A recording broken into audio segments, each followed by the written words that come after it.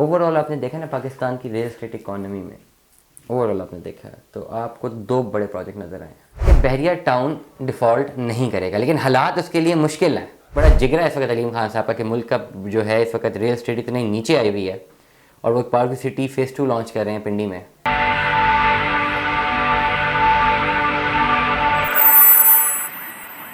السلام علیکم عزیزان، میں آپ کو آپ کے دوست آپ کے بھائی طیب اجاز کا سلام امید کرتا ہوں تمام تعلق خیر آفس سے ہوں گے، جہاں کہیں میں اپنے خانہ کے ساتھ ایک اچھی زندگی بسر کر رہے ہوں گے۔ چینل کو لائک کریں، سبسکرائب کریں، کامنٹ کریں، ہٹ دا بیل آئیکن کرنا مت بھولے گا۔ ڈسکرپشن پہ واٹس ایپ نمبر موجود ہیں، آپ رابطہ کر سکتے ہیں ہم سے۔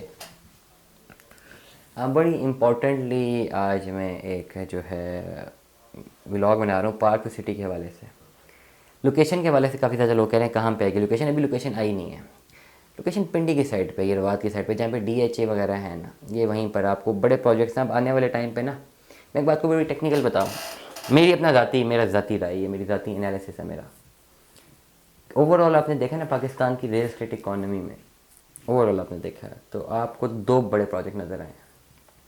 میں اس کیوں نظر آئے، کس کے پیچھے کون ہے، کیا اسٹیک ہولڈرز ہیں، I am not talking about that, I am talking about business.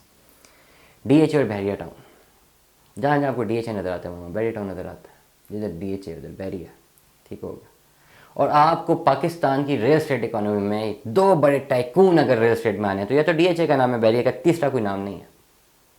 اور جو ہے ابھی آپ دیکھیں کہ ملک ریاض کے کرنٹ جو حالات ہیں اس پہ ارباب اختیار کے ساتھ جو معاملات ہیں وہ بہتر نہیں لگ رہا ہے، یہ سب کو نظر آ رہا ہے۔ میں ایم فل کا اسٹوڈنٹ ہوں، میں نے گولڈ میڈل لیا ہوا ہے، چیزیں نظر تو آ رہی ہیں نا، آنکھیں بند تو نہیں کر سکتے نا۔ اگر ہمیں ارباب اختیار یہ فرما دیں کہ جی بس آپ نے نہ کچھ بولنا ہے نہ کچھ سننا ہے، بس آپ بالکل زندہ لاش ہیں، تو جاری کر دیں سرٹیفکیٹ زندہ لاشوں کا، جی ساری زندہ لاش ہیں، کچھ نہ بولیں نہ سنیں۔ اب ڈیفینیٹلی پڑھ لکھ لیا تو مجبوری ہے، غلطی ہے، اس ملک میں پڑھنا لکھنا نہیں چاہیے۔ نالج زیادہ آ جاتی ہے، پھر سمجھ آتی ہے کہ چیزیں ایسے ہو رہی ہیں، جب بولتے ہیں تو پھر ناراضگی ہو جاتی ہے بہت سارے لوگوں کو۔ اوور آل یہی چل رہا ہے نا آج کل، ٹھیک ہے۔ تو میری جو ذاتی انالیسس یہ ہے، میرا ذاتی انالیسس یہ ہے کہ ملک ریاض صاحب جو ہیں وہ ارباب اختیار کی باتوں میں نہیں آتے، ان کی شاید کی بات نہیں مانتے، اور ان کے ساتھ دیکھیں کہ ہو کیا رہا ہے، کہ بحریہ ٹاؤن کتنا ڈاؤن ہے، نیب کا شکنجہ تنگ ہو رہا ہے۔ آپ نے کبھی سوچا تھا کہ ملک ریاض کے ساتھ ایسا ہوگا؟ Have you even thought that? کسی نے سوچا بھی تھا کیسا ہوگا؟ ہوا ہے، ہو رہا ہے نا، نہیں ہے، ملک سے باہر ہیں وہ، نہیں ہے یہاں پہ۔ وش اسکینڈل آیا تھا، انہوں نے جو 85 کروڑ روپے کا بل نہیں دیا، بڑا معاملات ہیں۔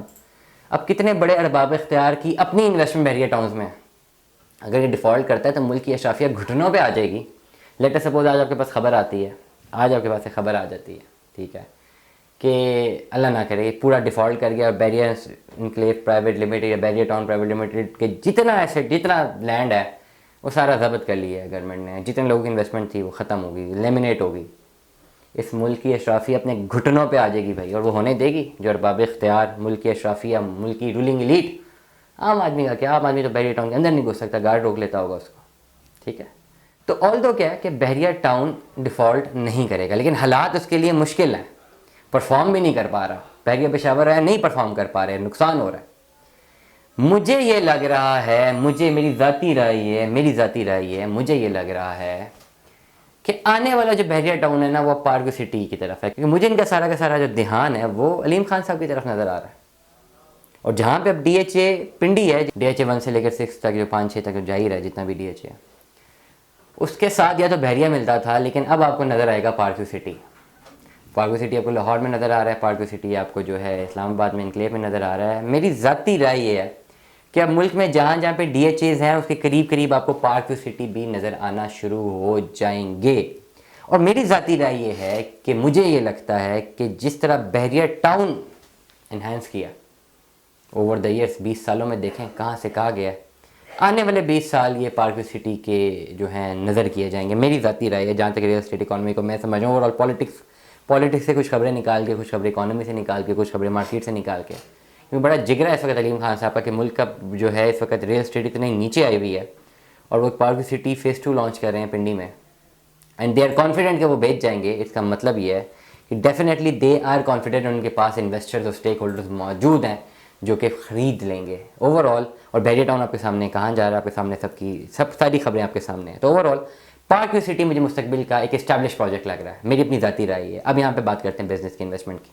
Park city phase 1 top of the list housing project, کروڑوں کا منافع لوگوں نے کمائے ہیں۔ اب ناؤ آپ کے پاس باری ہے پارک ویو سٹی فیز 2 میں جانے. اگر آپ صرف بزنس کے پوائنٹ آف ویو کو مد نظر رکھیں کہ پیسہ انویسٹ کرنا اور پیسہ کمانا ہے, تو مجھے پارک ویو سٹی فیز 2 نظر آتا ہے beside of any political differences اور جو کچھ بھی ہو رہا ہے ملک میں. ڈیٹس اینڈ سائڈ بزنس کی بات کرتے ہیں تو بزنس کی بات کریں گے. پیسہ کہاں پہ ڈالو, کہاں پہ پیسہ ڈال کے بعد میں منافع ہوگا, مجھے پارک ویو سٹی فیز 2 نظر آ رہا ہے. اپروکسیمیٹلی ان کی جو ڈاؤن پیمنٹ ہوگی 12 لاکھ روپے ہوگی 5 مرلے کے پلاٹ کی.